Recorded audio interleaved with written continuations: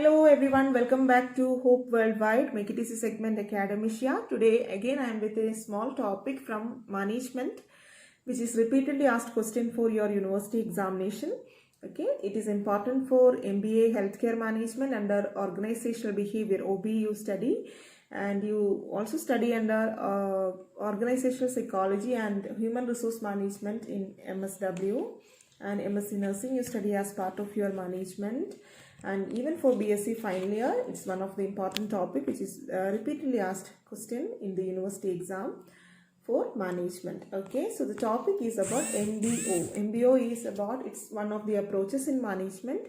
The expansion of MBO is management by objectives. Okay, so if it is asked for 10 marks or 5 marks, you can write what is actually about. You can give an introduction about the topic, then come to the definition, then you can even discuss about what are the elements of MBO, then approaches, strategies, principles what we follow. Okay, then you can even discuss about the steps of MBO, then you can make two columns which tells about the pros and cons or advantages and disadvantages of MBO approaches in management. Okay, so let's begin with the topic. What is MBO? Management by objectives. So here the main key element is about what? Objectives. So the concept is about accomplishment of objectives through participation of all concerned persons in management. Who are the most concerned persons in management? Managers and subordinates, or superiors or subordinates. As we know that in management there are 3 levels of management.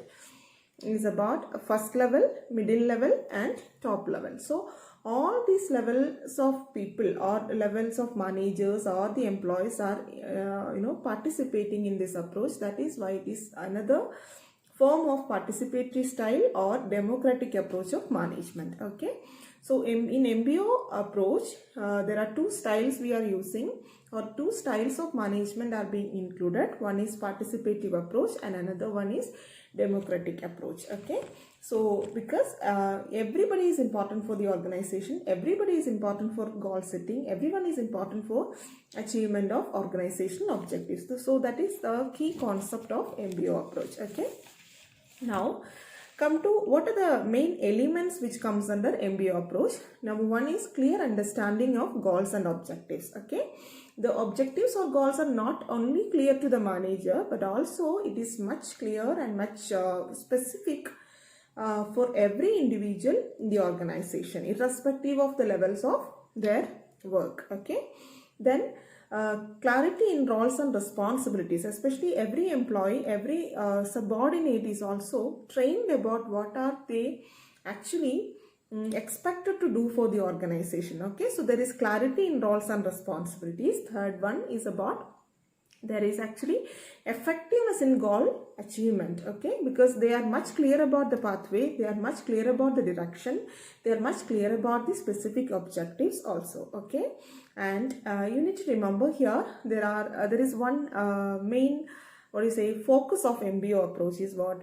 Empowerment of employees. Okay, both superiors or the subordinates are empowered with the knowledge, empowered with the expertise in order to achieve the organizational objectives. Okay, so that is about we are talking about the elements of MBO approach. I'll add 3 more elements here. Okay, joint goal setting. As I have mentioned before, both superiors and the subordinates are equally participating for goal setting. Okay, that is why it is called joint goal setting.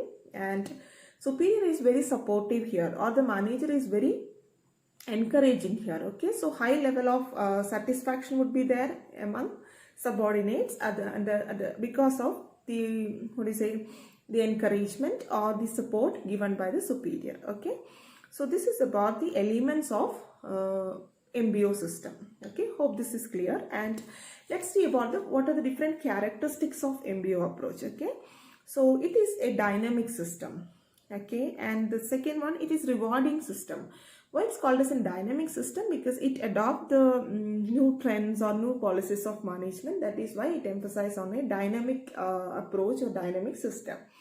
Second one, it is rewarding approach. As I have mentioned before, superior person or the manager is very much encouraging. Okay, so the subordinates are rewarded if they perform well in the organization. They are rewarded. Okay, and it is a collective approach. What do you mean by collective approach? Both manager and the subordinates are equally participating in goal setting, goal achievement, or execution of their objectives or roles and responsibilities, etc. Okay, then third one, evaluative approach. Why it is emphasizing on evaluative approach? Because frequent monitoring would be there whether the subordinate or the employees are able to achieve their set goals and objectives or not. Okay, or else in order to monitor the progress. Okay, that is why it is focusing on evaluative approach. And the next is integrative approach. Integrative approach is integration of the department, different departments, or integration of resources. Okay, integration of manpower, all are equally important, or everything is equally important here for MBO MBO system. Okay, so there are 5 approaches which can be classified, or which can be written under characteristics of MBO. Okay, dynamic approach, rewarding approach, collective approach, evaluative approach, and integrative approach. Okay, now let's talk about the MBO strategy. Okay, how the strategy is made for MBO. One is assignment of jobs and or assignment of roles and responsibility to the subordinates, and second one, performance rewards. Already we have discussed here in the characteristics of performance, MBO approach, right? Okay, so same thing can be written